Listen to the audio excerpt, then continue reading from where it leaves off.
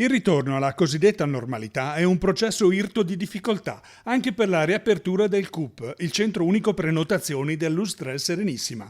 La riprogrammazione delle visite sospese per l'emergenza sanitaria è un'impresa davvero ardua in questi giorni. I centralini bollenti per le numerosissime chiamate risultano spesso perennemente occupati.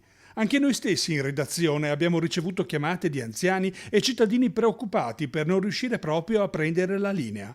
A denunciare la difficile situazione di questo momento i sindacati dei lavoratori coinvolti, che subissati anche da nuove disposizioni post-Covid non riuscirebbero a fornire le prestazioni attese.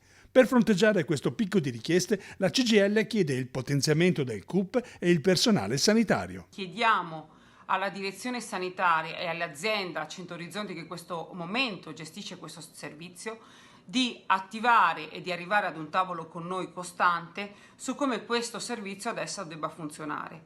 Non solo nella protezione dei lavoratori, ricordiamo che nella prima fase alcuni strumenti di protezione individuali quali mascherine, guanti e gel sono mancati in parte.